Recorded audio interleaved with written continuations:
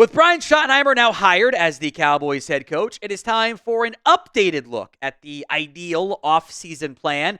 This one kind of somewhat realistic is the goal on that front. Some similar things from the last time we've did this and some updated elements as well. First, Stephen Jones says they're going to spend some more money, that they're open to spending more. This will come into play for our first two steps. But do you buy his comments about the Cowboys maybe spending more? T for it's the truth. You believe him. They're going to change their ways. L for it's lip service. That they're not going to do anything about it. They're just trying to placate us for now. T for truth. L for lie. Step by step, Cowboys offseason plan. Number one, be aggressive and spend. We've talked about this a lot, and it is worth hammering home. If the Cowboys do not change their ways, if they are not willing to spend more money and be more aggressive like the other top teams in this conference, in this football league are, it's not going to matter who the head coach is. It's not going to matter who the quarterback is. The team itself is not going to be good enough, and the end results are when the margins get thin, and they aren't able to overcome everything. You need to be more aggressive. You have to spend more money, more cash than what they have been willing to spend in the past. Now, that ties into step number two. Create more salary cap space. You have to do this. This is actually not that hard either. Maybe the Cowboys in the end don't get to the $100 million figure. Okay, that's fine. You can create plenty of salary cap space. The idea that the Cowboys are tight on salary cap is not actually based in reality. They can choose to be tight on salary cap space and make it an excuse. And maybe it's not that $100 million figure. Maybe it's like $75, $80 million. That is more than enough money to add players to your organization and help you out. That is enough.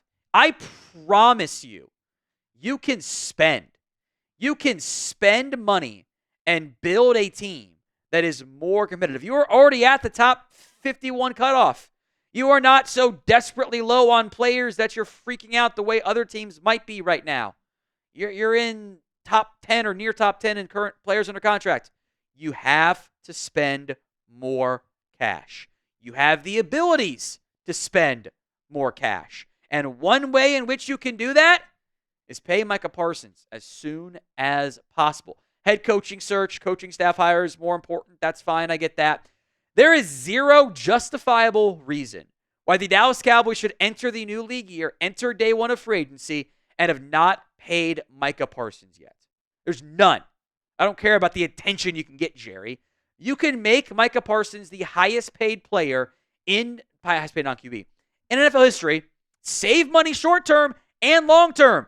Because I don't want to wait till after Myles Garrett, Max Crosby, and all those guys, and Jamar Chase all get paid again and compete for the highest paid non-QB price tag. Micah's got a $24 million cap hit right now. That number has been updated from over the cap with expected rises in salary cap, etc. So it is a little bit higher than what it was previously, like $2 million. So you save $18 million if you extend Micah Parsons, at least up to $18 million. Maybe it's only like 16 if you want how you want to structure the contract, but that's what you can save.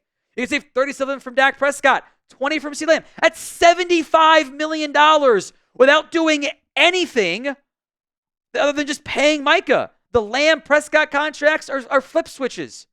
That's all I got to do. Boop, done. There you go. Hey, Dak, we did this. Hey, Lamb, we did this. Cool. No change for you. It's built in that way. Pay Micah too, and you can spend in free agency for once. So do you think the Cowboys pay Micah Parsons before free agency? Y for yes, N for no. Let me know in the comments section of today's video. Number 4, I do want to retain some of my own players. Now, one big name we'll get to here, Osa Odigizua, in a second. I would love to, and I'm focusing on the unrestricted guys like the RFAs, Turpin, etc. Those guys count too, but I'm focused on the big unrestricted free agents. Jordan Lewis, want to keep him. Then I feel better about my cornerback room. Otherwise, corner's a big need for me, especially at the nickel spot. I would like to keep Rico Dowdle and draft somebody at running back. I want to keep one or two of my defensive ends, so it's Micah Parsons and Marshawn Nealand and an injured Sam Williams. And If I can keep one or two of Chauncey Golston, Carl Lewis, who makes sense with the now Jets D-line coach in the fold. He worked with him in New York too. And Tank Lawrence, keep one or two of those guys. There you go. I can do all of that, I think, with a maximum of a $10 million cap hit. It's not going to be like the 3 combined that Lewis and Dowdle counted for last year, but I don't think I can structure those deals properly and not pay more than $10 million on my cap this year and not overly push it off into the future either.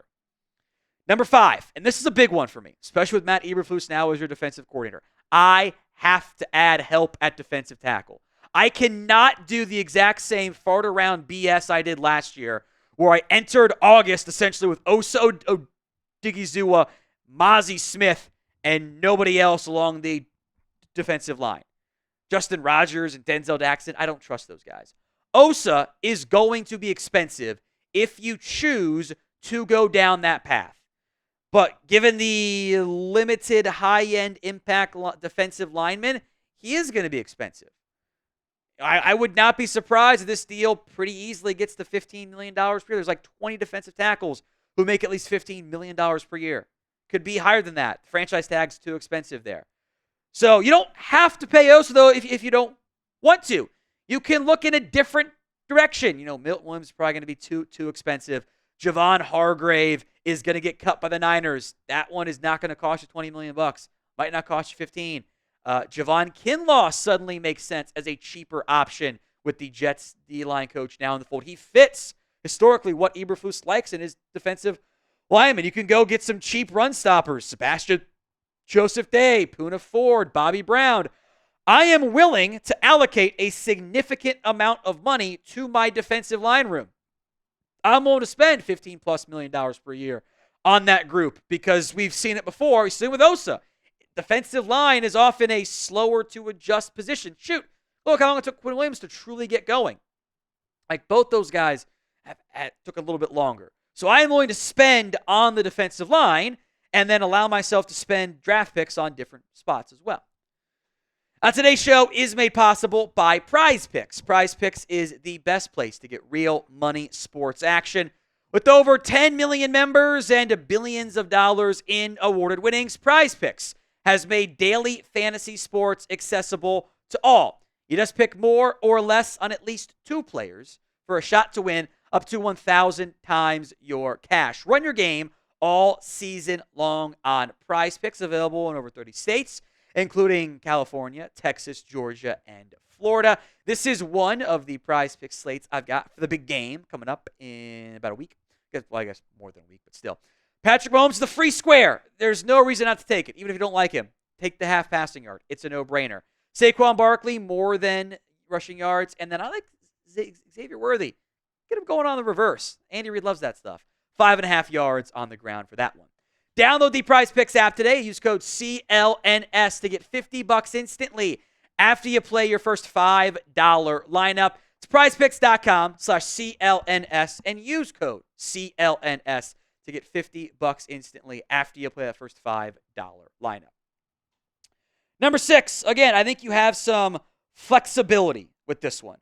You need, especially once you get your entire offensive staff locked in, you need to commit to your offensive line plan.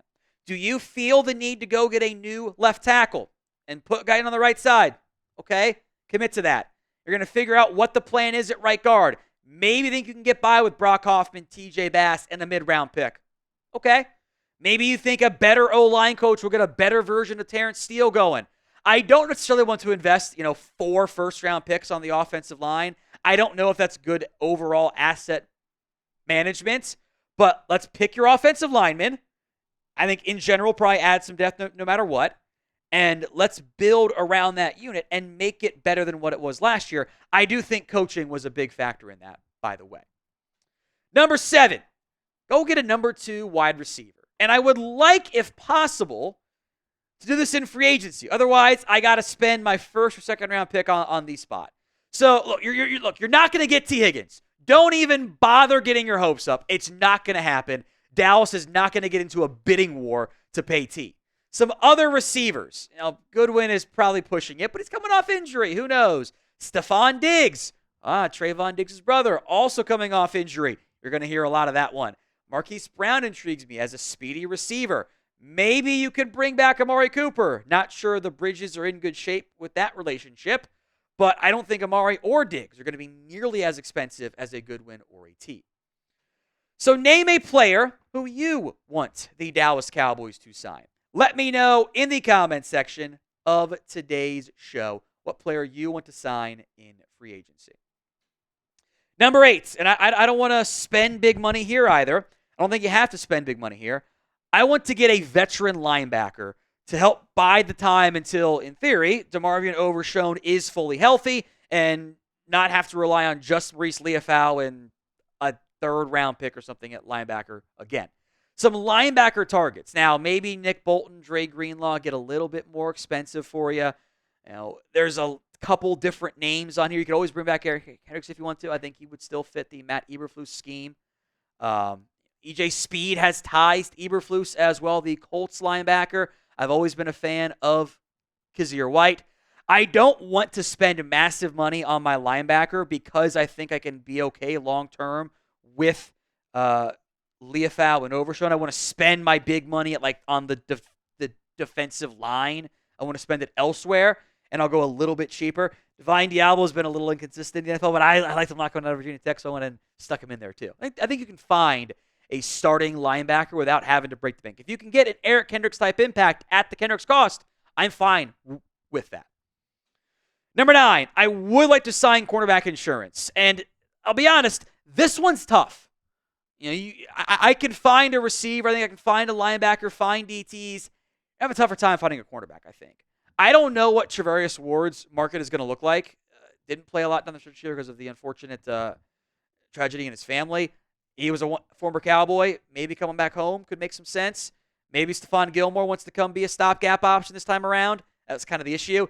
The problem you're going into here is, especially if you keep Jordan Lewis as I proposed, you're looking for insurance policies. And those policies, normally those corners say, I just want to be a starter somewhere. So maybe a buy low guy like Eric Stokes. It's not perfect because he's had issues too. Buy a guy like Christian Fulton, who's better for the Chargers this year. Rasul Douglas coming off a slightly downer year. I think you can at least try to find a corner so you're not one play away from having to toss out Kalen Carson as your number 1 corner again. Now, all those moves I made, I can do that within my budget. Doesn't leave me a lot of money left over. Although if I cut Terrence Steele or a safety and go draft somebody, I can make it work even more so. But I can make that work in my budget. And we will do a specific free agency plan with actual numbers involved and a little bit less choose your own adventure side of it in the future. So make sure you guys are subscribed. YouTube.com/@CowboysTV for more free Cowboys videos. That brings us to number 10. And again, we'll do perfect draft plan close to the draft as well. In an ideal world, that's what this video is, right? I want to go mostly BPA in the draft. The Cowboys draft the best when they don't have to force themselves into, we got to get an offensive tackle in round 1. We got to get a new left tackle. They don't do well when they do that. When they get to just let the board come to them and make picks, good things tend to happen. Look, in general, it is not possible for the Dallas Cowboys with 3 top 150 picks to fill all of their needs in free agency or in the draft. I can't do it. I have to spend more in free agency. If you want to build a better team, you have to go do that. Now, look, if you are an Ashton Genty believer, okay, go fill your needs in free agency. Don't make me have a glaring hole at wide receiver 2 and a glaring hole on the defensive line and say, hey, there's a similar graded player here or a little bit worse, but let's just take the back. Fill your needs, and you can justify taking a Genty in round 1 a little bit more. In an ideal world, you get a running back. Maybe Genty's not even there for you. And you take a damn good player in a loaded class on day 2, and we're all happy about it, unlike last year. I think even if you sign a defensive tackle and you pay some money there, I still want to draft a defensive tackle early. I think that's a good idea because I think you need more influx of talents there. I think a wide receiver, if you don't sign somebody, boy, you can really talk me into going in some order, running back, wide receiver, DT in the first 3 rounds and get some impact there. I think offensive line depth, defensive line depth at pretty much every level. would be nice with all of your extra day 3 picks. And if for some reason you fill all your needs and there's a safety or a tight end that you love or a corner you love, do that. That's fine too. So grade that Cowboys offseason plan for me. A, B, C, D, or F in the comment section of today's show.